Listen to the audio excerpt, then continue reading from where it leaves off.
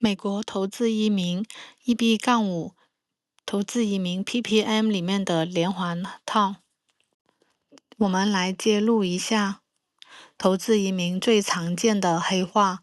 我们一直有说不要看 PPT， 要看 PPM， 也就是私募备忘录。我们今天来给大家举几个 PPT 里面讲得很好，但是英文合同里面无比烧脑的条款。先说几个特别喜欢听的话。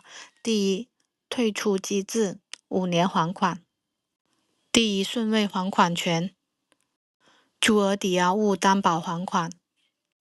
这3个都是你选项目的核心吧。PPT 上面都会用大红字来标出这些条款，然后让您放心签约。那好了，我们开始解释一下英文。先说还款期，还款期里面有没有写延期的条款呢？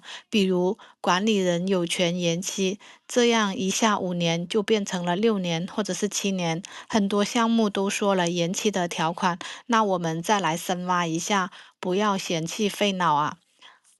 是不是有条款说所有的投资人在拿到之前是不能还贷的？这下又变成了所有的投资人要等到最后一个人拿到了才能还款。怎么样？这个是不是有点狠了？不急，还有更要命的。你知不知道5年的还款期是从何时开始计算的呢？有些狡诈的项目方会以最后一笔资金到账才开始计算了，还要还款时他说：“大哥，别着急啊，托管账户还有10万美金躺着没用呢。”当你再回去看那上百页的英文合同的时候，几番周折终于看懂时，你才恍然大悟，管理人没有错，合同都写得很清楚，只是 PPT 讲得太精炼了，以至于让您产生了误解。你的5年的还款这个时候只是幻觉了。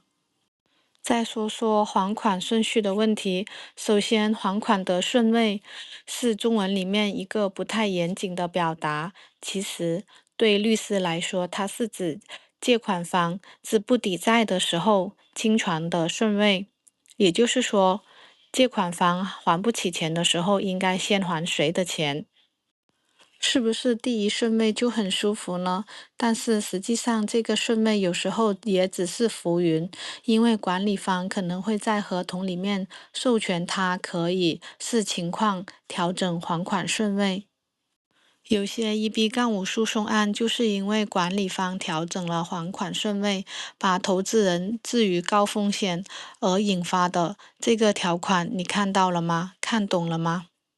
那有没有可能第2顺位债权人上位了呢？首先，还款顺位是指到期日的先后次序是按照到期日排序的。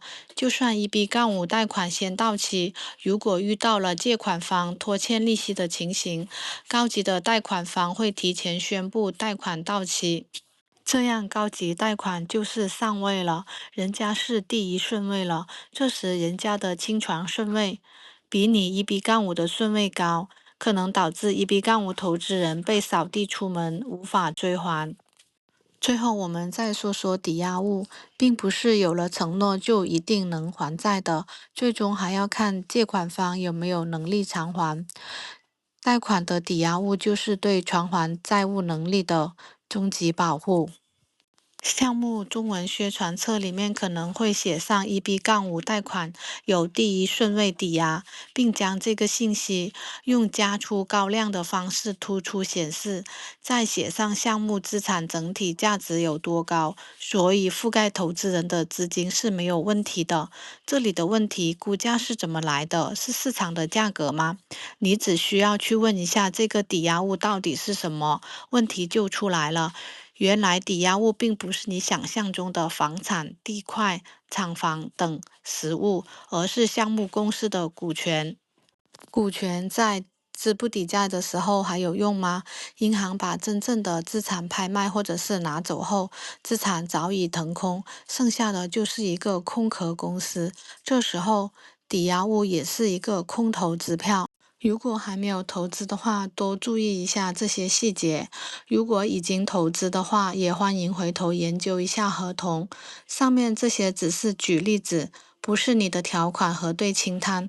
投资移民项目选择非常复杂，如果再涉及到用资金的使用、贷款的延期、排期的表述、管理费、提前退出、还款担保、投票权、管理权限等等情况，你肯定是懵了。一个不注意，你的结局可能就是万事皆空。如果说您觉得我的视频对您有帮助，欢迎订阅，感谢大家的支持。